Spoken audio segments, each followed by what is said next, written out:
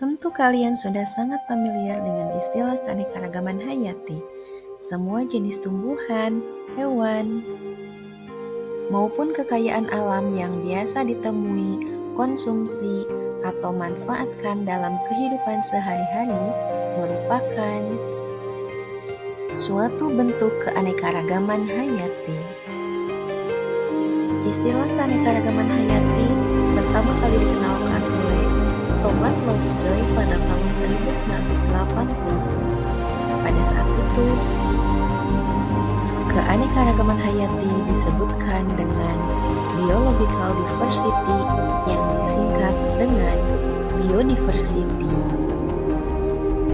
Keanekaragaman hayati yang terdapat di suatu wilayah berbeda-beda.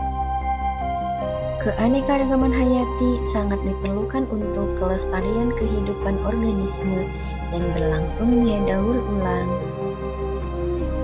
materi aliran energi. Namun demikian, kualitas dan kuantitas keanekaragaman hayati di suatu wilayah dapat menurun atau bahkan dapat menghilang. Keanekaragaman hayati dapat dijaga kelestariannya serta dapat dipulihkan kembali. Keanekaragaman hayati merupakan totalitas variasi yang meliputi perbedaan bentuk, penampilan, jumlah, dan sifat yang terlihat di berbagai tingkatan persekutuan makhluk hidup, yakni pada tingkat genetika, spesies, dan ekosistem. Keanekaragaman hayati mengacu pada keragaman kehidupan yang sangat besar ini. Keanekaragaman hayati merupakan semua makhluk hidup, bukan hanya tumbuhan dan hewan yang dikenal, begitupun dengan mikroorganisme lainnya. Keanekaragaman spesies atau jenis menunjukkan seluruh variasi yang terdapat pada makhluk hidup antar jenis. Keanekaragaman jenis lebih mudah diamati daripada keanekaragaman gen. Perbedaan antar spesies makhluk hidup dalam satu keluarga lebih mencolok sehingga lebih mudah diamati.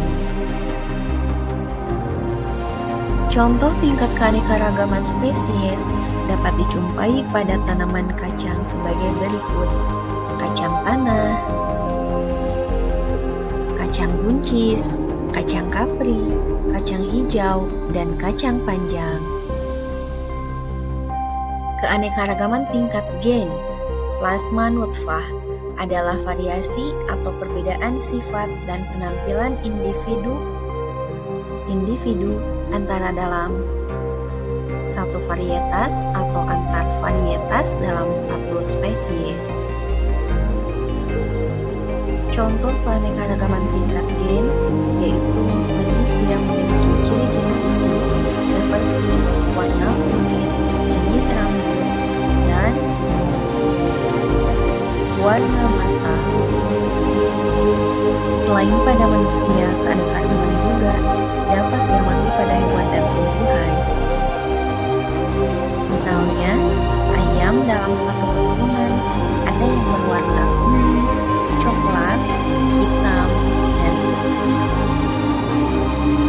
Sedangkan pada tumbuhan, contohnya bunga kamboja Jepang yang memiliki variasi warna mahkotanya berupa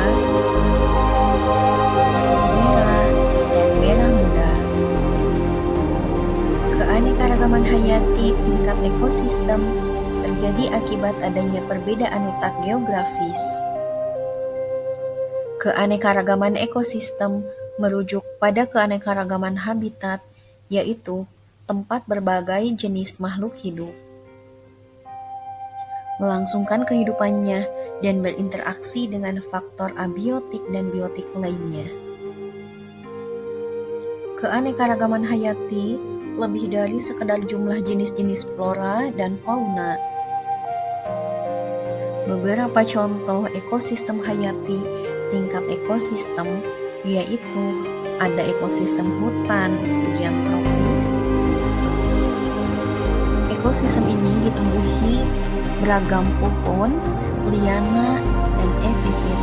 Contohnya, hewan yang hidup di dalamnya adalah kera. Ekosistem gurun. Ekosistem ini memiliki suhu yang mencolok antara siang dan malam, angin kencang, hujan sedikit.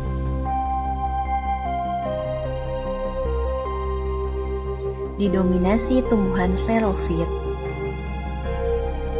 Contoh hewan yang hidup, reptil dan mamalia kecil. Selanjutnya ada ekosistem sawah. Ekosistem ini memiliki peran sebagai penghasil bahan pangan. Sawah tersusun dari komponen biotik seperti padi, rumput, hama, dan biotik seperti tanah, suhu, udara, batu, dan air. Lalu, ekosistem laut. Ekosistem ini merupakan kesatuan dari komponen biotik seperti ikan, udang, ganggang, dan abiotik seperti pasir, suhu,